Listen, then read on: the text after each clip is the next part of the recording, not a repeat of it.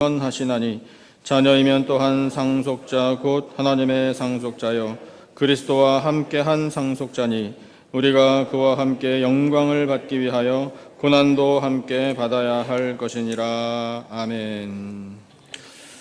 오늘 Father's Day죠. 미국에 사니까 참 좋아요. 한국에 있었으면 Father's Day가 따로 없을 뻔했는데 아직도 없는 것으로 알고 있습니다. 근데 미국에서는 Father's Day를 이렇게 지켜주니 참 고마운 것 같아요. 우리 모든 아버지들을 축복합니다. 네, 할렐루야. 여기 아버지들이 많이 계신데요. 예배 시간이고 설교 시간이지만 하나님께서 이해해 주시리라 생각하고 우리 모든 아버지들을 위해서 감사와 격려의 박수 한번 보내면 고맙겠습니다. 감사합니다. 우리에게 육신의 아버지를 하나님께서 주셨는데 그 육신의 아버지를 주신 하나님의 뜻이 있습니다. 그 뜻은 많이 있지만 이 아버지를 정말 사랑하고 존경하고 감사하라라는 뜻이에요. 그리고 이것이 사실 설교 결론이기도 한데요. 육신의 아버지를 통해 하나님께서는 우리의 영원한 아버지이신 하나님 아버지를 바라보게 하십니다. 그것이 육신의 아버지를 우리에게 주신 뜻이에요. 그래서 우리는 육신의 아버지라는 이 존재에 대해서 정말 감사해야 합니다. 여러분, 감사하면 삶이 변화되는 거 경험하고 사시죠? 같은 상황이어도요, 감사하시면 정말 하나님께서 주신 은혜가 더 풍성해집니다. 그래서 감사하면서 이 아버지를 존경하고 잘 섬기기를 하나님이 원하고 계셔요. 우리 육신의 아버지들 가운데 믿음이 참 좋으셔서 예수님 믿는 믿음으로 자녀된 우리들을 잘 길러주셨다면 여러분 정말 더 특별하게 감사를 드려야 합니다. 하지만 그렇지 않은 우리 옛날 어르신들도 또 많이 계시죠. 혹시나 우리의 아버지들 가운데 예수님 믿는 믿음이 없으시다면 여러분 그 아버지들을 위해서 꼭 기도하시기 바랍니다. 구원의 은혜를 달라고요. 예수님 믿고 천국 가시게 해달라고 여러분 꼭 기도하시기 바랍니다. 그 기도에 하나님께서 응답해 주실 줄로 믿습니다. 성경을 보면은요, 육신의 아버지의 존재 의미가 하나님 아버지를 바라보게 하기 위함임을 우리에게 많은 이야기를 통해서 가르쳐 주고 계셔요. 우리 몇 가정들 한번 기억으로 떠올려 보면 좋겠어요. 아브라함과 이삭과 야곱, 먼저 이 3대의 이스라엘 족장들을 생각해 보겠습니다. 참 훌륭하죠? 그 3대는 예외 없이 다 하나님을 잘 섬긴 사람들이에요. 그런데 어떻게 그게 가능했나 가만히 보면요, 이 아브라함이 먼저 믿음 가운데 잘 섰고요. 그 아브라함이 이삭이라는 아들을 잘 양육한 거예요. 그리고 그 이삭이 또한 아들 야곱을 믿음으로 잘 양육했기 때문에 하나님께서 이 3대에 복을 내려주신 것을 볼 수 있습니다. 그냥 복만 내려주신 것이 아니고요. 하나님은요, 이 세 사람, 이 3대에 걸친 이 이스라엘의 족장들을 자랑스럽게 여기셨음을 알 수 있어요. 왜냐하면 출애굽시켜 주시는 이 이스라엘 백성들, 모세를 통해서 하나님이 어떤 분인지 말씀을 들려주셨는데 그 하나님, 당신 자신을 소개하실 때 누구의 하나님이라고 말씀하셨느냐 하면 나는 아브라함의 하나님이고 이삭의 하나님이고 야곱의 하나님이니라, 이렇게 말씀하셨어요. 그러면 여러분, 그렇게 말씀하신 하나님의 마음은 어떤 마음일까요? 쉽게 말하면 이런 거예요. 하나님이요, 나는 아브라함과 이삭과 야곱이 자랑스러워, 이렇게요. 나 여호와 하나님을 그들의 하나님이라고 부르면 충분하다, 이 뜻이에요.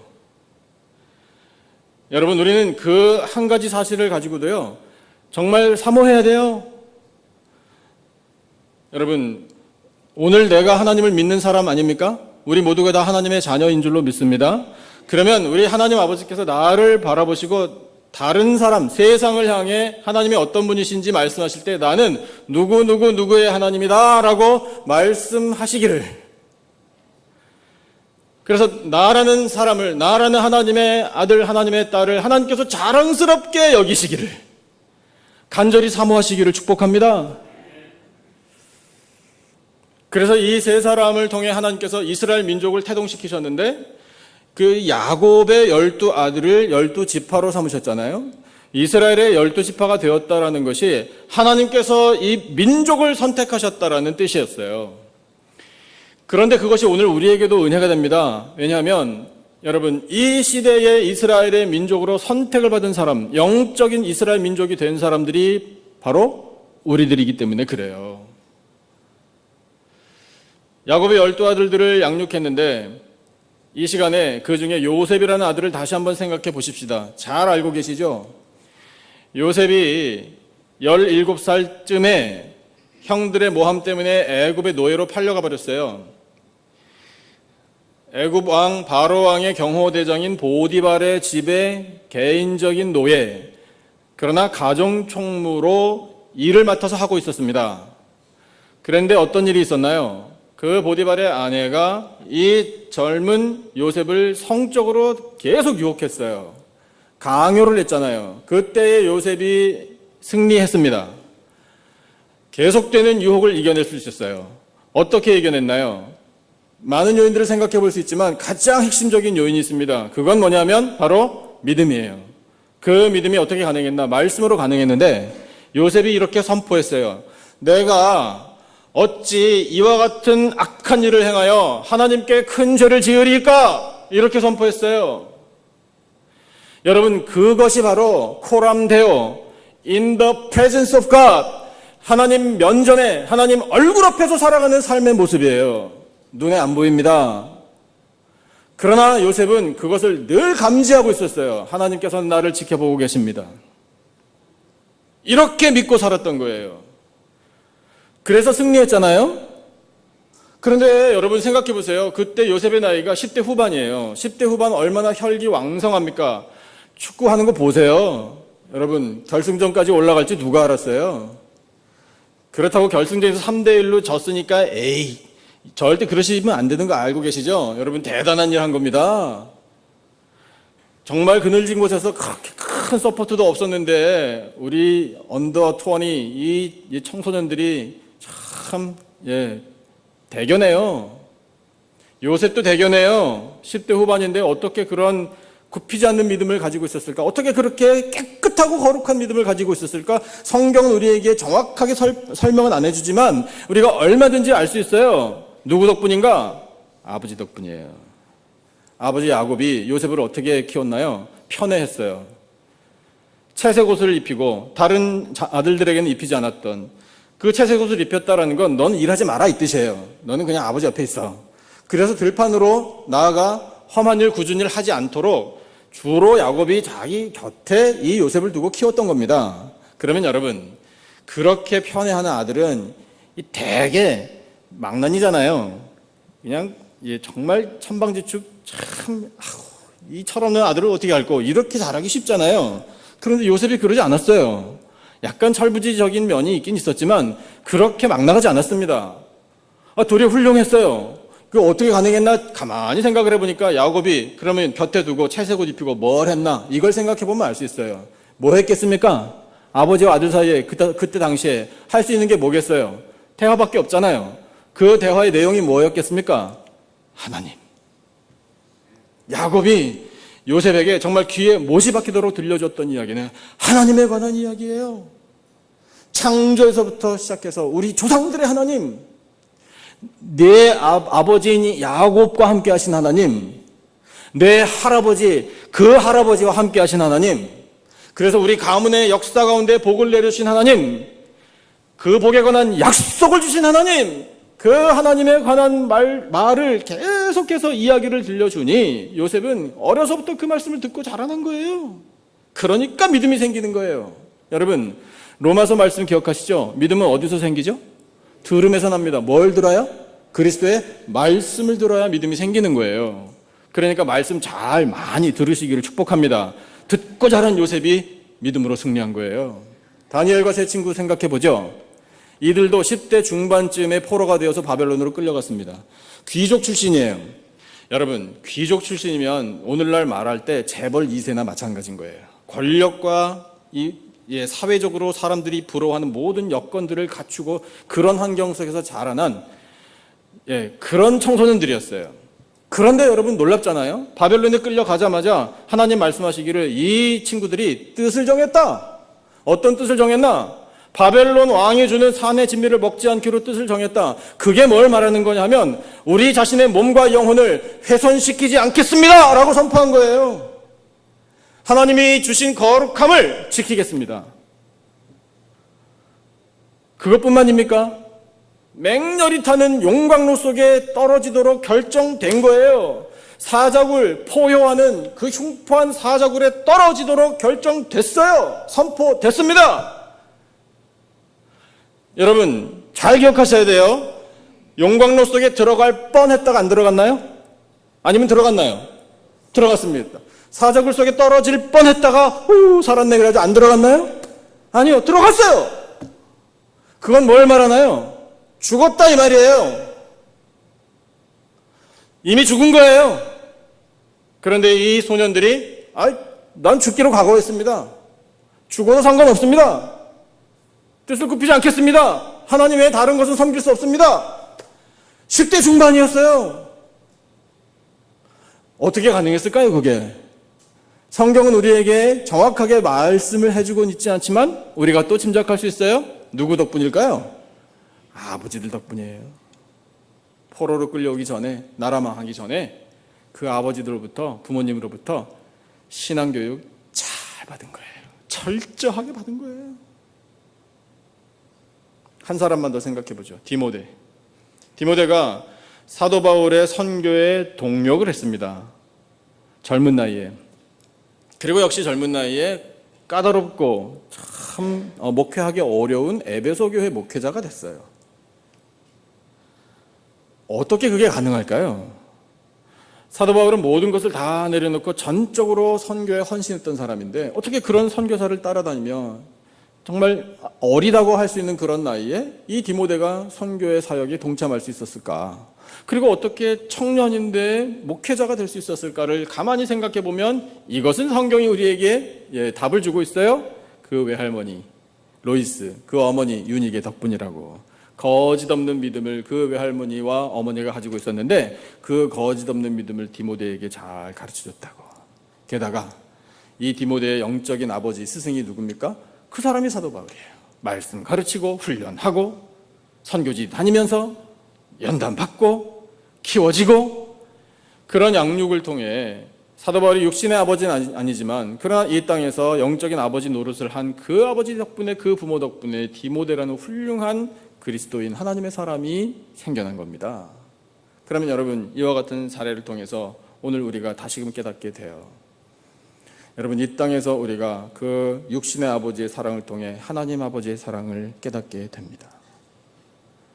믿음을 물려받았다면 더욱더 감사하게 됩니다. 여러분 그것이 다 하나님의 은혜인 줄로 믿습니다.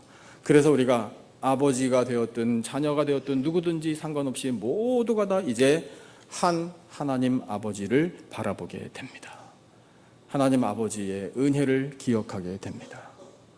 여러분 우리의 영원한 하나님 아버지 잘 섬기십시다. 그 하나님만 의지하는 하나님의 자녀들이 될 때 하나님께서 베풀어 주시는 풍성한 은혜를 누리게 될 줄로 믿습니다. 그래서 여러분 우리가 어떻게 하나님 아버지를 잘 섬길 것인가, 이걸 오늘 우리 말씀을 통해서 깨닫게 돼요. 그것을 잘하면은요, 여러분 우리 대개 부모 세대잖아요. 우리 자녀들의 삶, 우리 자녀들의 믿음, 여러분 우리가 기도하는 제목도 응답을 받게 돼요. 우리 자녀들을 어떻게 믿음으로 양육할 것인가, 그것에 대한 모든 비결도 오늘 주신 말씀 속에 있어요. 그것이 이미 답은 다 드렸어요. 하나님 아버지를 잘 섬기는 그런 삶을 보여주면 되는 건데 그걸 어떻게 잘할 것이냐 이거예요. 오늘 본문에서 우리 세 가지 정도 한번 생각해 볼 수 있어요. 첫 번째는 이거예요. 같이 한번 읽어주시죠. 스크린 보시고 다 같이 시작. 하나님 아버지와 자녀인 우리 사이에 친밀한 관계를 가져야 합니다. 아멘. 여기서 여러분 친밀한 관계라는 이 단어를 주목해 보시기 바라요. 오늘 주신 본문 먼저 같이 읽어보시죠. 14절과 15절 두 절 말씀이에요. 14절 15절 우리 같이 한 목소리로 받들어 읽겠습니다. 시작. 무릇 하나님의 영으로 인도함을 받는 사람은 곧 하나님의 아들이라. 너희는 다시 무서워하는 종의 영을 받지 아니하고 양자의 영을 받았으므로 우리가 아빠 아버지라고 부르짖느니라. 아멘. 여러분, 하나님 아버지와 친밀한 관계를 이으려면은요, 그 관계를 누리려면은요, 하나님을 이렇게 불러야 된대요. 아빠 아버지 이렇게 불러야 된대요. 익숙하셔요? 잘 하실 수 있으셔요? 아유, 대단하십니다. 예. 저는 잘 안 돼요. 근데 성령께서 우리에게 강력하게 역사하시면 하나님을 아빠 아버지라고 부르는데 전혀 어려움이 없대요. 그러니까 여러분, 성령의 충만을 구하시기를 축복합니다. 하나님 아버지를 아빠 아버지라고 부르신 모범이 있어요. 그 모범이 바로 예수님이에요. 겟세마네 동산에서 이렇게 기도하셨거든요. 마가복음 말씀을 보면 분명히 나와 있어요. 마가복음 14장 36절 같이 한번 읽어보시죠. 한 목소리로 시작. 이르시되 아빠 아버지여, 아버지께는 모든 것이 가능하오니 이 잔을 내게서 옮기시옵소서. 그러나 나의 원대로 마시옵고 아버지의 원대로 하옵소서. 아멘. 여러분, 예수님이 하나님을 아빠 아버지라고 부르셨다면 예수님을 믿고 따르는 우리들은 아버지를, 하나님 아버지를 뭐라고 불러야 됩니까? 아빠 아버지라고 부르는 거죠. 에이, 그래도 그렇지 어떻게 경건치 못하게 하나님을 아빠라고 부릅니까? 이런 고정관념이 사실 우리 한국인들에게는 있어요. 저도 그래요. 육신의 아버지를 지금 하늘나라에 가신 지 몇 년 됐는데 저희 육신의 아버지를 제 평생 아빠라고 불러본 적이 단 한 번도 없어요. 사실 그 정도가 아니고요. 저는 아버지를 제가 먼저 아버지라고 불러본 적이 없어요. 왜냐하면 제가 어릴 때부터 양육받은 그 정서적인 분위기가 제 마음속에, 아니 어떻게 아버지를 감히 먼저 부르지? 이런 생각을 가지고 성장했어요. 근데 요즘은 달라요. 제가 자녀들을 키워보니까 요즘 애들은 아빠를 친근하게도 부르죠. 근데 도대체 자기들 몸종인 줄 알아요. 어떤 때는요 이렇게 부릅니다. 아빠 일로 와봐 이래요. 기가 막혀가지고, 그러면 아빠 일로 와봐 그러면 제가 그래 뭐 달려가진 않아요. 뭐 이러면서 네가 와 이러죠 제가. 제가 존경하는 목사님이 계신데요. 그 목사님이 설교 때 이 말씀을 하시더라고요. 이 목사님에게 장성한 아들과 딸이 있습니다. 저희 집 얘기 아니에요. 그 목사님 집 얘기죠. 하루는 목사님이 집에서 쉬고 계시는데 목이 말르셔가지고 아들한테 이렇게 부탁하셨대요. 야 아들아, 야, 아빠가 목이 마르니까 물 한 컵 좀 갖다 다오. 이렇게 부탁하셨대요. 근데 이 아들이 굵고 낮은 목소리로 이렇게 대답을 하더래요. You do it 이러더래요. 그렇게 보인 반응에 대해서 이 아버지 목사님이 한마디도 못하고 딸을 바라보면서 똑같이 부탁을 했대요. 그랬더니 이번에는 이 딸이 냉큼 가가지고 물에다가 주스까지 한 컵 쟁반에 탁 가져와가지고 아빠한테 쫙 들으면서 마사지까지 하면서 아빠 피곤하지 이러더래요. 그러시면서 목사님이 하시는 말씀이 Such a pretty daughter 이렇게 감탄하시더라고요. 이 이야기를 왜 하시는가 하면 그래 역시 아들보다는 딸이 낫지 이 얘기를 하시는 게 아니에요. 저는 그 말씀을 들을 때 목사님도 하신 말씀이 뭐냐면 이 똑같은 주제예요. 친근한 아빠, 그 아빠를 통해서 친밀하게 하나님 아버지와 관계를 갖기를, 그 말씀을 하신 건데, 저는 그 목사님의 아들과 딸의 관계를 통해서 은혜를 정말 받았어요. 뭐냐면 여러분, 퉁명스럽게 그렇게 아빠의 부탁을 거절하는 아들, 이런 아들을 어디다 쓸고, 이게 아니에요. 퉁명스럽게 거절을 해도 그 아들의 마음에는 거리낌이 없구나. 내가 아빠 물 안 떠다 드려도 우리 아빠는 나를 절대로 원수 삼지 않는다라는 신뢰가 있는 거예요. 그러니까 편하게 대하는구나. 도리어 친밀하구나. 애교 만점 딸이야 말할 것도 없고.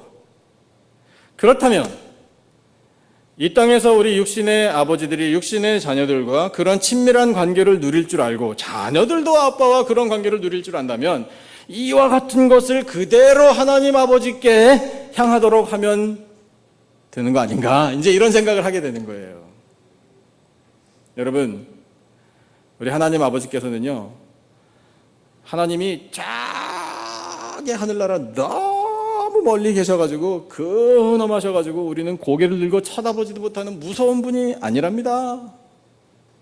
물론 때로는 하나님은 그렇게 엄위하셔요. 하지만 여러분, 하나님은 우리의 아버지이시기 때문에 자녀들이요 좀 친근하게 친밀하게 다가오기를 기다리고 계셔요. 그러니까 여러분, 우리 하나님 아버지를 친밀하게 생각하고 성령의 은혜를 받아 아빠 아버지라고 거리낌 없이 부르고 그 관계의 복을 누리는 하나님의 자녀들이 다 되시기를 축복합니다. 그렇게 우리 하나님 아버지를 사랑하고 섬기고 가까이 대하면 우리 자녀들이 보고 배워요. 우리 자녀들도 그 하나님 아버지를 잘 섬기고 하나님 아버지와 친밀한 관계의 은혜를 함께 누리게 되는 겁니다. 우리 하나님 아버지 이제 또 어떻게 섬길 것인가, 두 번째 같이 한번 보시고 읽어주시죠. 스크린 보시고요. 다 같이 시작. 하나님 아버지의 사랑을 깨달아야 합니다. 아멘. 여러분 한번 대답해 보실래요? 하나님 아버지께서 나를 사랑하고 계십니까? 네. 그 사랑 내가 설명할 수 있습니다라고 자신 있게 말씀하실 수 있으시죠? 구체적으로 예를 들어서 제가 이렇게 질문을 하더라도 여러분 얼마든지 설명할 수 있죠? 시간이 필요합니다. 앉아보셔야 돼요. 이 정도 되면 참 좋겠어요. 하나님 아버지가 나를 어떻게 사랑하시는지 한번 말씀해 주시겠습니까? 그러면 이렇게 되면 모르는 거예요, 사실요. 하나님 아버지께서 우리를 어떻게 사랑하시는지 여러분 말씀에 아주 의심의 여지 없이 선포되어 있어요. 우리 인간들 사이에서는 사람 관계 속에서는 사랑해 이렇게 말하면 좋은 반응은 뭐예요? 나도, me too, you too 이거잖아요. 그리고 thank you, 고맙다고 하는 반응이 참 은혜로운 반응이잖아요. 근데 사랑해 라고 말하는데 진짜? 이렇게 물어보면 이게 조금 불안전해지는 거잖아요. 거기다가 말로만 또 이렇게 하면 또 더 불안해지는 거예요. 그런데 여러분 하나님께서 우리를 바라보시고 말씀을 하실 때요, 성경에 사랑한다, 사랑하노라, 사랑하는 내 자녀들아 이렇게 말씀하시면 요만큼도 의심의 여지 없는 거예요. 그 말씀이 어떻게 선포되었는지 우리 다 알고 있지만 다시 한번 가슴에 새기십시다. 하나님의 사랑의 말씀, 요한복음 3장 16절 다 암송하고 계시겠지만 같이 한번 읽으시면서 여러분 한 구절 한 구절을 가슴에 새겨야 돼요. 자, 같이 한번 읽어보겠습니다. 시작. 하나님이 세상을 이처럼 사랑하사 독생자를 주셨으니 이는 그를 믿는 자마다 멸망하지 않고 영생을 얻게 하려 하심이라. 아멘. 여러분 하나님께서 우리에게 표현하신 사랑이 독생자예요. 예수 그리스도를 이 땅에 보내주신 것 자체가 하나님의 확실한 사랑이에요. 하나님이 그렇게 사랑하시면서 예비하신 게 뭡니까? 영생이잖아요. 영생! 뭘 더 바라겠습니까 우리가요? 그런데 여러분 보내주셨을 뿐만 아니라 하나님 아버지께서 더한 사랑을 우리에게 표현하고 계셔요. 로마서 5장 8절이에요. 같이 한번 읽어보겠습니다. 한 목소리로 시작. 우리가 아직 죄인 되었을 때에 그리스도께서 우리를 위하여 죽으심으로 하나님께서 우리에 대한 자기의 사랑을 확증하셨느니라. 할렐루야. 여러분 무슨 의심의 의지가 있어요? 전혀 의심의 의지가 없잖아요. 보내주셨을 뿐만 아니라 십자가에 달려 죽으심으로, 원래는 누가 당해야 할 죽음입니까? 내가 당해야 할 죽음이에요. 내가 죽었어야 마땅한 거예요. 왜냐하면 내가 그만한 죄인이기 때문에. 그러나 하나님 아버지께서는 우리를 죽이지 않으시고 독생자를 대신 십자가에 달려 죽게 하신 거예요. 생명을 맞바꾸셨다고요. 형벌을 대신 당해주신 거예요. 이보다 더 큰 사랑이 있어요? 여러분 이 사랑이 하나님 아버지의 사랑이심을 느끼고 계십니까? 생명 대신 내어주셨어요. 한 걸음 더 나아가야 합니다. 그래서 하나님께서 독생자를 보내주시고 십자가에 달려 나 대신 죽게 하신 그 사랑이 확증되었는데 우리가 가져야 할 태도는 과연 무엇이냐? 이것까지 말씀해주고 계셔요. 확증된 사랑, 의심의 여지가 없는 그 사랑을 깨달았다면 이와 같은 믿음을 가져야 한다라고 말씀하시는 이 말씀을 들어야 돼요. 로마서 8장 말씀 32절 같이 한번 읽겠습니다. 한 목소리로 시작. 자기 아들을 아끼지 아니하시고 우리 모든 사람을 위하여 내주시니가 어찌 그 아들과 함께 모든 것을 우리에게 주시지 아니하겠느냐. 아멘. 여러분 믿어지세요? 독생자를 내어주셨다는 것은 더 이상 줄 거 없다 이 뜻이에요. 최고의 선물이고 마지막 선물이에요. 모든 것을 다 내어주신 거예요. 그랬는데 우리가 이 사랑을 제대로 깨닫지 못하면 다른 걸 달라고 그런다고요. 언제 예수님 달라고 했습니까? 돈 달라고 했지. 나 예수님 말고 권력이 필요합니다. 지식이 필요하고요. 나 예수님보다 더 좋은 우리 자녀들 출세가 더 필요합니다. 이런 식으로 비춰지면 하나님 사랑 모르는 거예요. 그러나 하나님께서 나를 이렇게까지 사랑하시고 아낌없이 내어주시니 모든 것을 나에게 주실 수 있다라는 믿음을 가져야 하는 겁니다. 이것이 바로 하나님 아버지를 섬기는 방법이에요.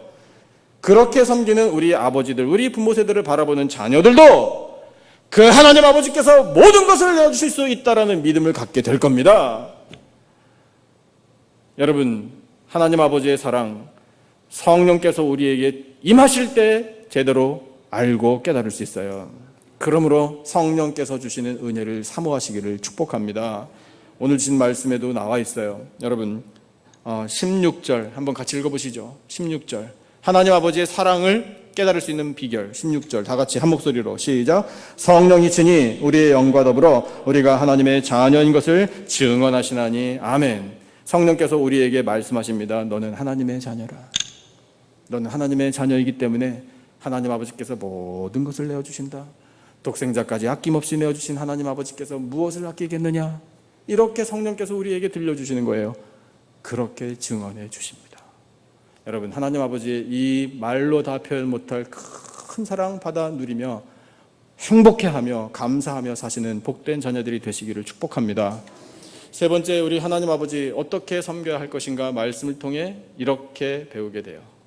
같이 한번 읽어보겠습니다. 시작. 우리도 하나님 아버지를 사랑해야 합니다. 아멘. 하나님 아버지를 어떻게 사랑할 것인가? 말로 사랑해야 돼요.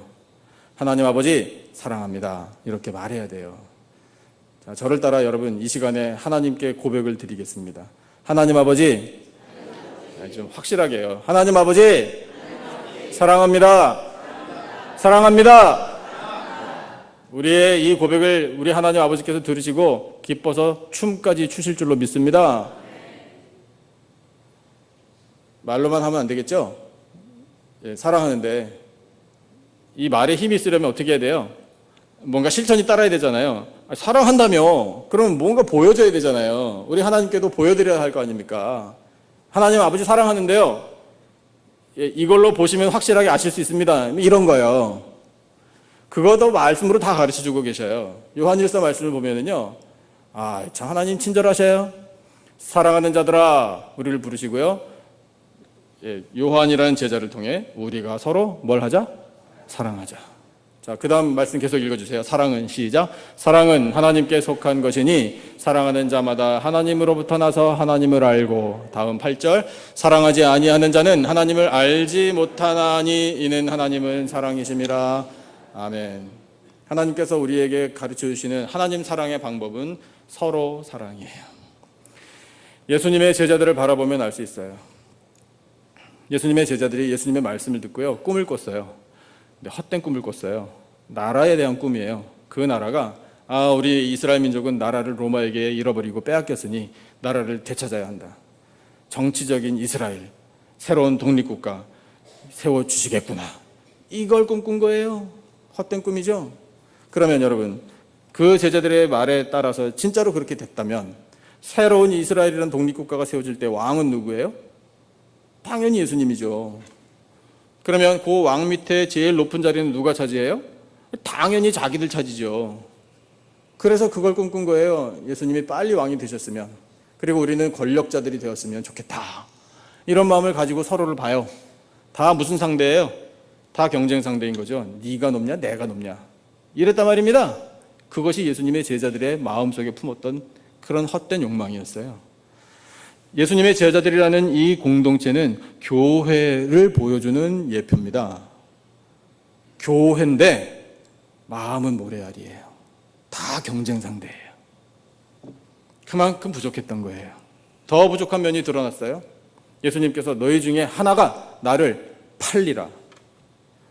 그 말씀을 하셨을 때 12명 똑같이 반응을 보였네요. 뭐라고 말을 했나? 마치 약속한 것처럼 말을 했어요. 주여, 나는 아니죠. 그 자리에서요. 베드로부터 시작해가지고 누구까지 그렇게 얘기했나? 실제로 예수님 팔아넘긴 가룟 유다도 그렇게 얘기했어요. 영어가 더 가슴에 와닿아요. Surely not I, Lord. 확실하게 나는 아니죠. 여기서 선을 그어주세요. 이렇게요. 난 아니라고요. 뻔뻔스럽게 짝이 없어요. 그런 제자들에게 예수님께서 복음 전파의 사명을 맡기셔야 돼요. 내 이름을 가서 전하라. 가서 제자로 삼으라. 어떻게 감당합니까? 인간적으로는요, 참 예수님도 안 됐어요. 그런 정말 대책 없는 제자들을 양육하시고 그들에게 사명까지 맡기셔야 되고 정말 앞이 캄캄했을 것 같아요. 인간적으로는요. 그러나 예수님께는 그런 일이 있을 수가 없죠. 그렇게 모래알이고 각자의 나름대로의 헛된 욕망을 가지고 있었고 이기적이고 빠져나가는데 잽쌌던 그런 제자들이지만 변화받았잖아요. 언제 변화받았나요? 성령께서 강림하시니 변화를 받은 거예요. 그러니까 성령을 받아야 돼요. 우리 모두에게 성령으로 충만한 은혜가 임하시기를 축복합니다. 성령이 임해야 진짜 제자가 되는 거예요. 그래서 성령이 임하니 어떤 일이 벌어졌나요? 나아가서 복음을 전했잖아요. 서로 격려하고 서로 위로하고 각자의 복음 전파의 사명을 감당하여 땅끝까지 이르렀던 사람들이 바로 성령 받은 제자들입니다. 그 제자들이 어떻게 복음을 전했나가 기록된 것이 사도행전의 역사예요. 사도행전의 역사는 그것으로 끝난 게 아닙니다. 오늘도 하나님께서는 계속 써내려가고 계셔요. 그 사도행전의 복음 전파의 역사를 써가는 중에 쓰임받는 교회가 바로 우리 교회인 줄로 믿습니다. 그래서 여러분, 사도행전의 역사가 우리의 교회를 통해서 계속되기를 원합니다. 우리는 그렇게 기도해야 하고 우리 한 사람 한 사람이 그렇게 쓰임받기를 또한 사모해야 돼요. 그 사명을 잘 감당하는 것이 복음 전파의 사명을 잘 감당하는 것인데, 제대로 쓰임받으려면 우리가 모두가 다 같이 하나님을 사랑해야 돼요. 그러니까 하나님을 사랑하려면 어떻게 해야 된다고요? 서로 사랑해야 된다고요. 우리 교회 공동체 안에 사랑이 충만해야 돼요. 사랑이 철철 넘쳐 흐르기를 축복합니다. 여러분, 혹시 좀 미운 사람 있어요? 아유, 정말. 아유, 얼굴 안 보면 속이 좀 시원하겠다. 그런 분 혹시 계세요? 아직까지 풀리지 않은 그런 불화에 어떤 일들이 있습니까? 아유, 저 사람은 의력이 안 나오면 참 교회가 편할 텐데, 뭐 이런 거 있으세요? 여러분, 회개하시기 바랍니다. 예수님의 십자가 앞에 서시기를 바랍니다. 우리가 십자가 앞에 서서 할 말은 아무것도 없어요. 십자가 앞에서 나를 위하여 피 흘려주신 예수님은요, 나에게 상처 주고 나 힘들게 만든 그 사람을 위해서도 피 흘려주신 거예요. 예수님은 동일하게 사랑하십니다. 다 구원하셔요. 근데 나는 차별해요? 여러분, 이게 얼마나 못된 마음이냐고요. 공동체를 망가뜨리는 요인이에요. 예수의 이름으로 물리쳐 이기시기를 축복합니다. 그래서 우리가 십자가 앞에 설 때는요, 말하면 안 돼요. 침묵해야 돼요. 여러분, 우리 하나님 앞에 회개할 제목 중에 하나는요, 우리는 말이 너무 많아요. 쓸데없는 말. 침묵하시기 바랍니다. 예외 있어요. 이건 예외예요. 가슴을 치며 한마디 예외로 말할 수 있는 거 있어요. 에이구, 내가 참아야지. 이거 아니에요. 그 말도 하지 마세요. 뭘 여러분이 참아요? 주여, 나는 죄인으로서이다. 그 말만 예외예요. 가슴을 치며 주여, 나는 죄인으로서이다 라고 기도했던 세리의 기도를 들으신 하나님께서 그가 의롭다라고 말씀해 주셨어요. 그럴 때 여러분, 사랑해야지. 뭘 좀 해드릴까? 하나님 아버지를 사랑하려면 뭘 어떻게 해야 되나 고민할 필요 없어요. 여러분, 가슴을 치며 주여, 나는 죄인으로서이다 하나님의 긍휼을 구하는 마음에 예수의 사랑이 부어집니다. 그러면 여러분 우리의 눈이 달라져 가지고요, 미웠던 그 사람을 바라볼 때 나나 그 사람이나 다를 게 뭐야, 미안합니다, 무슨 사정이 있었겠죠, 나도 별 다른 사람 아닙니다. 여러분, 어떻게 우리가 십자가 앞에서 내가 더 잘났는데, 내가 더 잘 큰일을 했네, 뭐 그런 걸 어떻게 말을 하겠어요? 그런 생각을 어떻게 갖겠어요? 다 똑같은 죄인인데 다 내려놓을 수 있어요. 그것이 여러분 우리의 마음이 아주 넓어가지고 무슨 아량을 베푸는 거 아니에요. 예수님의 사랑 때문에 가능한 거예요. 그 사랑으로 서로의 허물을 덮어주는 것뿐. 여러분, 그것이 바로 서로 사랑하는 비결입니다. 우리가 서로 사랑하면 여러분, 하나님 아버지께서 나를 사랑하는구나 이렇게 인정해 주신대요. 그게 말씀이에요. 요한일서 4장 말씀 계속 보실래요? 20절과 21절이에요. 여러분, 얼마나 확실한지 몰라요. 그리고 쉬워요. 이해하기 쉬워요. 이 말씀대로 우리 실천하기로 결단하며 말씀을 읽겠습니다. 20절과 21절 두 절 말씀 다 같이 시작. 누구든지 하나님을 사랑하노라 하고 그 형제를 미워하면 이는 거짓말하는 자니, 보는 바 그 형제를 사랑하지 아니하는 자는 보지 못하는 바 하나님을 사랑할 수 없느니라. 21절 우리가 이 계명을 주께 받았나니 하나님을 사랑하는 자는 또한 그 형제를 사랑할지니라. 아멘. 여러분, 하나님께서 우리의 하나님 아버지를 향한 사랑, 진실된 사랑으로 받아주시도록 하려면 우리가 서로 사랑해야 돼요. 몇 년 전에 가족 수양에 가서 제가 동영상을 하나 보여드렸는데 보신 분들도 많이 계셔요. 근데 오늘 아버지의 날을 맞이하고 또 이 말씀을 대하면서 그 동영상 다시 한번 보여드리고 싶은데요. 그 동영상에 한 아버지 목사님과 아들이 나와요. 실명을 말씀드릴게요. 목사님은 김여일 목사님이시고요. 아들은 김성호 군이에요. 김성호 선교사예요. 2000년도에, 꽤 오래됐죠? 목사님의 교회에서 몽골로 단기 선교를 갔어요. 18명이 갔습니다. 그때에 목사님의 아들이 같이 갔어요. 도착해 보니까 몽골 현지의 어떤 교회 예배당에 그 지붕이 태풍으로 많이 훼손됐어요. 그래서 선교팀이 지붕 공사를 했습니다. 목사님의 아들이 지붕 공사를 하다가 지붕 위를 지나가는 전선을 잡았는데 순간적으로 고압의 전기가 흘러서 그 자리에서 즉사했어요.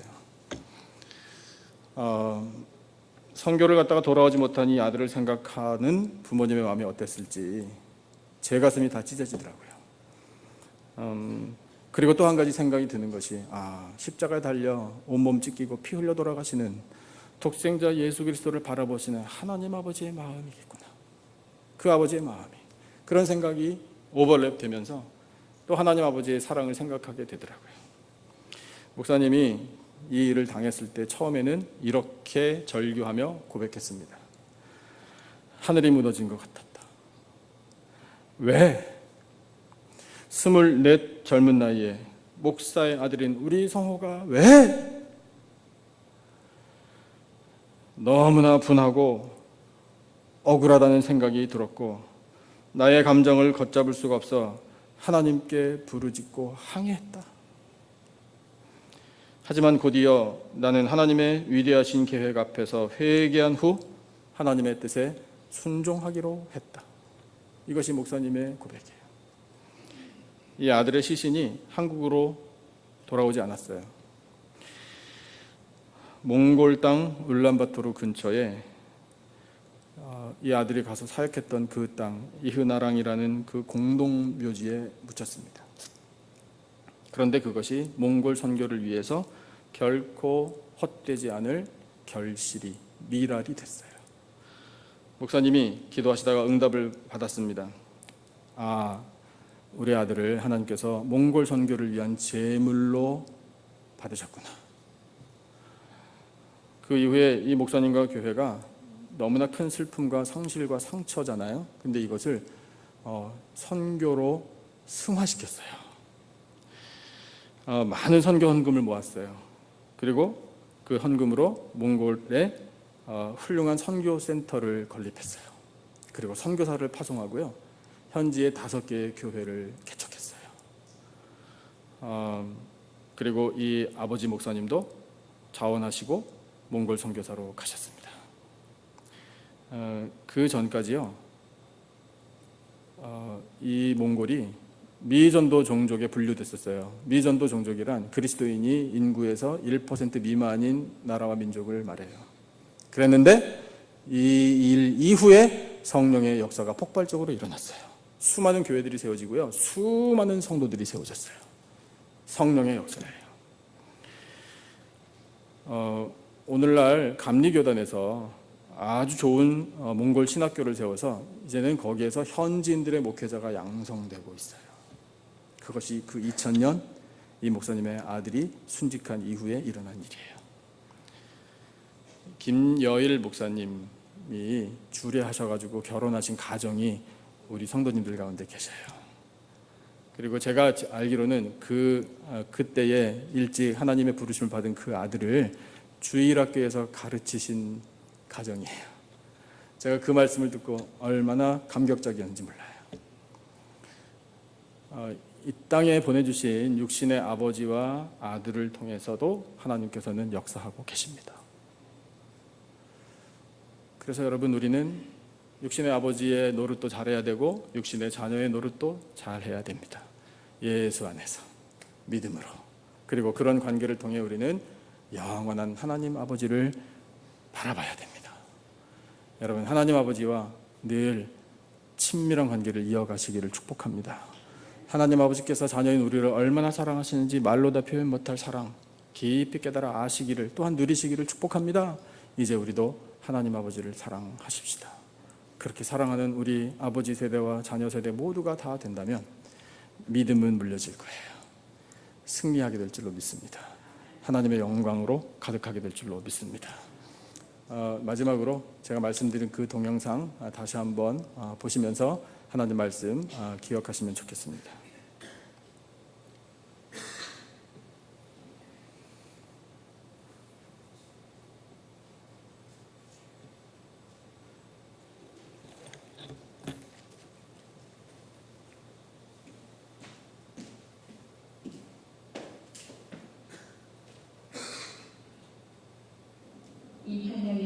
김성호 선교사는 교회 지붕을 수리하다가 전기에 감전되어 숨졌다.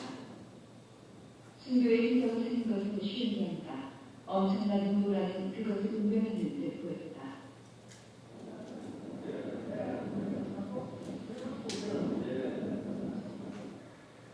몽골의 북미 지역에 그 순교자 시키는 여자는 교회가 있다.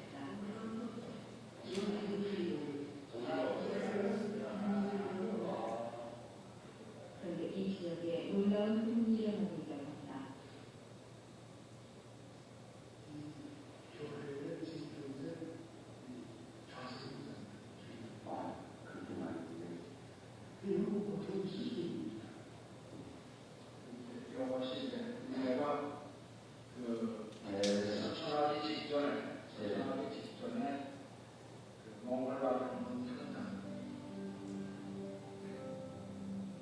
몽골을 지배하는 아마들의 군산지 아래 한가의 군교회. 여름 태풍으로 날아가버린 지붕 수리하다가 내려오던 김성호 선교사는 전기에 감전되어 쓰러졌다.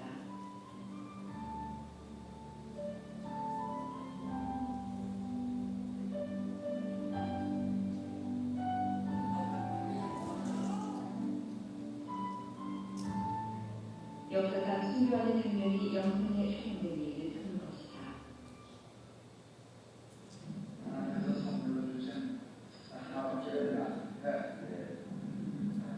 계통에서 이제 많은 기대를 가지고 있었는데 하나님께 쓰시는 방법은 여러 가지가 있는 것 같아요.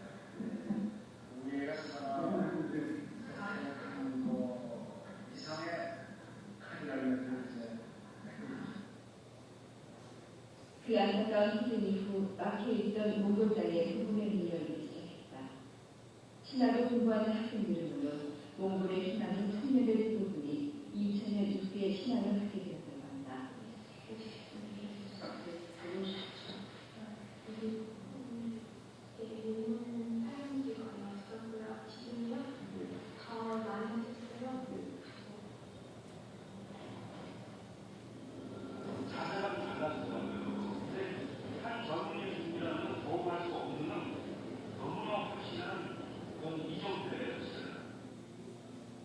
떠나지던 김성호 선교사의 무덤을 찾을 수 있었다.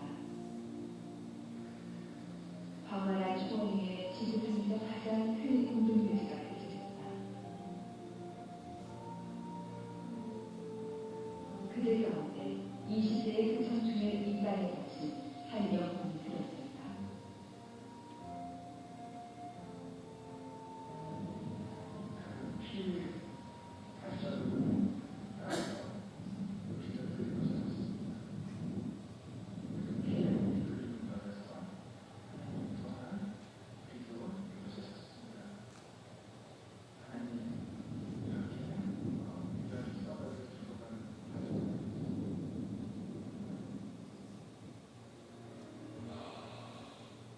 죽을 수 있거든.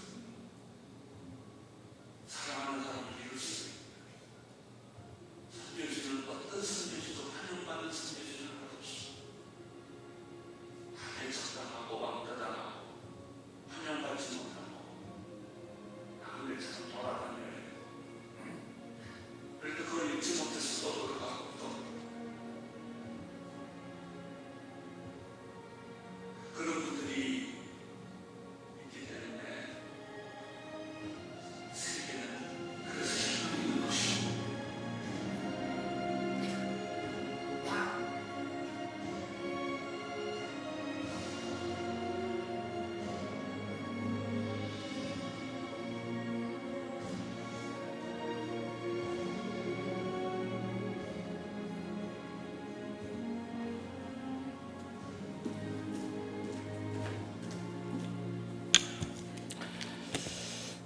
같이 기도하겠습니다. 하나님 아버지 감사합니다. 이 땅에 육신의 아버지들을 보내주시고 또 자녀된 사람들이 그 아버지의 사랑을 통해 하나님 아버지의 사랑을 바라보게 하시니 감사합니다.